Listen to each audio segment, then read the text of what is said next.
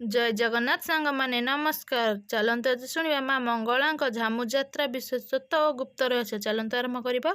माँ मंगला हेउछंती मंगलकारिणी। ଯେଉଁ प्राणी थरे माँଙ୍କ आश्रारे ନିଜକୁ ସମର୍ପିତ କରେ ତାର ସମସ୍ତ ଜୀବନର ସୁଖମୟ ଓ ମଙ୍ଗଳମୟ ହୋଇଥାଏ। ଏହି ଚୈତ୍ର ମାସଟି ହେଉଛି ମାଁଙ୍କର ଦିନ। ଅନେକ ଶ୍ରଦ୍ଧାଳୁ ଏହି ମାସକୁ ଅପେକ୍ଷା କରି ରହିଥାନ୍ତି। ଚୈତ୍ର ମାସର ପ୍ରଥମ ମଙ୍ଗଳବାର ମାଁଙ୍କର ନେତ୍ର ଉତ୍ସବଠାରୁ ମାଁ ମଙ୍ଗଳାଙ୍କ ପାରିଯାତ୍ରା ଆରମ୍ଭ ହୋଇଥାଏ ଏବଂ ବୈଶାଖ ମାସର ପ୍ରଥମ ମଙ୍ଗଳବାର ଶେଷ ହେବା ସହ ପ୍ରସିଦ୍ଧ ଝାମୁ ଯାତ୍ରା ଅନୁଷ୍ଠିତ ହୋଇଥାଏ। କିନ୍ତୁ ଝାମୁ ଯାତ୍ରା କାହିଁକି ପାଳନ କରାଯାଏ?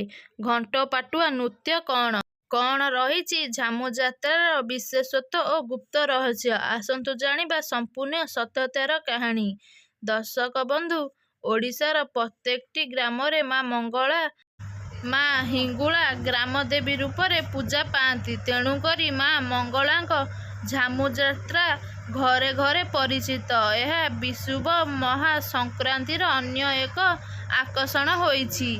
ଝାମୁ ଯାତ୍ରା ଓ ଝାମୁ ଯାତ୍ରାର ଅଧିଷ୍ଠାତ୍ରୀ ଦେବୀ ହେଉଛନ୍ତି ମାଁ ହିଙ୍ଗୁଳା ବା ମାଁ ମଙ୍ଗଳା।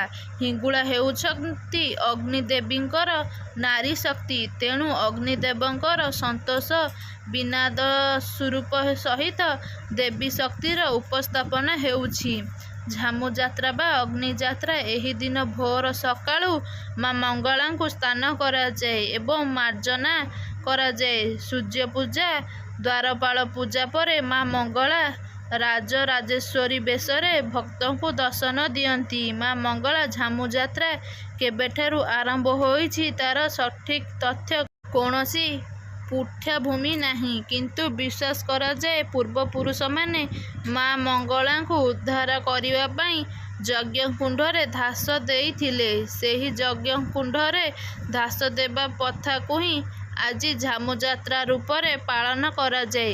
ମାନ୍ୟତା ଅଛି ଯେ ଏହି ଝାମୁରେ ଚାଲିବା ଦ୍ୱାରା ମାଁ ଅଧିକ ପ୍ରସନ୍ନ ହୋଇଥାନ୍ତି ଓ ଭକ୍ତର ସମସ୍ତ ମନସ୍କାମନା ପୂର୍ଣ୍ଣ କରନ୍ତି।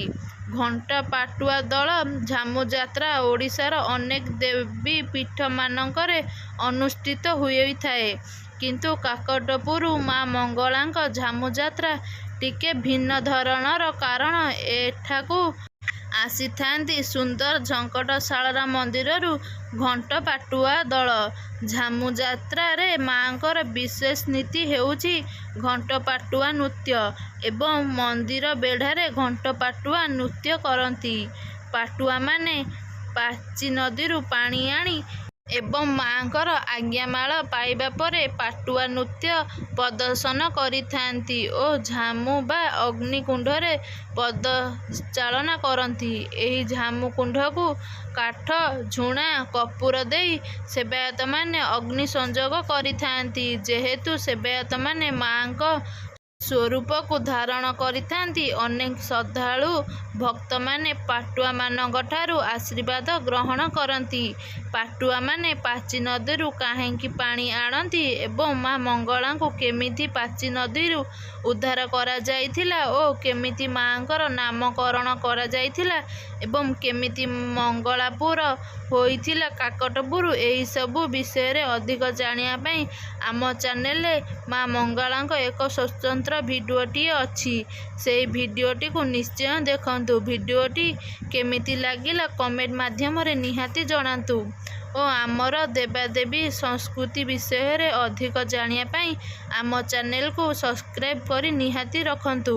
ଭିଡ଼ିଓଟିକୁ ଶେଷ ପର୍ଯ୍ୟନ୍ତ ଦେଖିଥିବାରୁ ଆପଣମାନଙ୍କୁ ଅଶେଷ ଅଶେଷ ଧନ୍ୟବାଦ।